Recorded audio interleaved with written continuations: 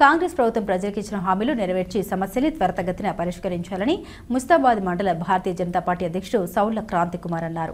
ముస్తాబాద్ మండల కేంద్రంలో భాజపా మండల అధ్యక్షుడు క్రాంతికుమార్ ఆధ్వర్యంలో ప్రస్తుత ప్రభుత్వాలు పట్టణ ప్రజలకు ఇచ్చినటువంటి హామీలను నెరవేర్చాలని డిమాండ్ చేస్తూ మండల పార్టీ ఆధ్వర్యంలో బైక్ ర్యాలీ చేపట్టారు. కమలం జెండాలు పట్టిన నాయకులు పట్టణ కేంద్రంలోని పురవీధుల గుండా బైక్ ర్యాలీ నిర్వహించారు. అనంతరం ముస్తాబాద్లో పేరుకుపోయిన సమస్యల్ని త్వరితగతిన పరిష్కరించాలని డిమాండ్ చేస్తూ తహసీల్దార్ సురేష్ కు వినతి పత్రం అందించారు. ఈ సందర్భంగా వారు మాట్లాడారు.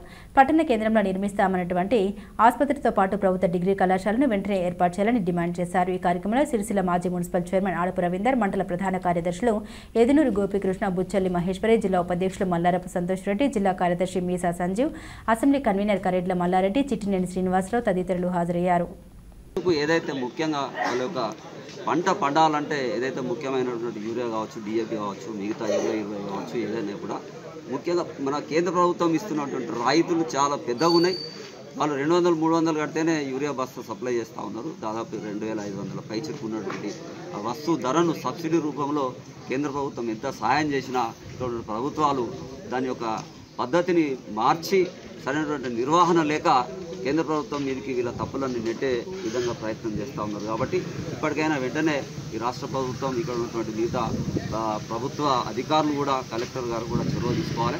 మరి యొక్క సంస్థల స్థానికంగా ఉన్నటువంటి సమస్యల విషయంలో శ్రద్ధ తీసుకొని ఆ సమస్యలను పూర్తి చేయాలని మనం చేస్తూ ఉన్నాం. బోలో భారత్ మాతాకి. నరేంద్ర మోదీ గారి ప్రభుత్వం అధికారంలోకి వచ్చినప్పటి నుంచి అన్ని రాష్ట్రాలు కూడా అభివృద్ధి పదంలో ముందుకు పోతూ ఉన్నాయి.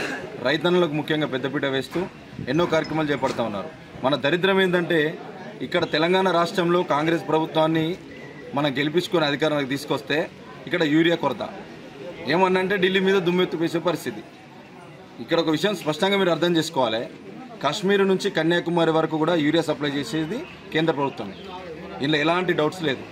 నిన్నటి దాకా మంత్రిగా చేసిన కేటీఆర్ కూడా ఏం మాట్లాడుతున్నాడు మతిపోయి, యూరియా ఇచ్చిన వాళ్ళకి ఓట్లు వేస్తారట. యూరియా ఇచ్చేది మొత్తం కూడా కేంద్ర ప్రభుత్వమే. ఇక్కడ మీరు గత నిల్వలు ఎన్నో చూపెట్టకుండా మొన్న ఇక్కడికి ఆది శ్రీనివాస్ గారు వచ్చి కూడా ఇక్కడ యూరియా కొరత లేవని చెప్తా ఉన్నారు. ఇప్పటికే 5,19,000 మెట్రిక్ టన్నుల వరకు మనకు పోరాటం చేసి మమ్మల్ని గెలిపించారు. మేము ప్రభుత్వ డిగ్రీ కళాశాల తెస్తాం, 30 పడకల ఆసుపత్రి మేము గెలిచిన వెంటనే ప్రకటిస్తామన్నారు. మరి అధికారంలోకి వచ్చి ఇన్ని రోజులైంది, మరి ఎందుకు మీరు ఇంకా నిమ్మకు నీరెత్తినట్టున్నారని చెప్పి అధికార కాంగ్రెస్ పార్టీని అడుగుతా ఉన్నాం.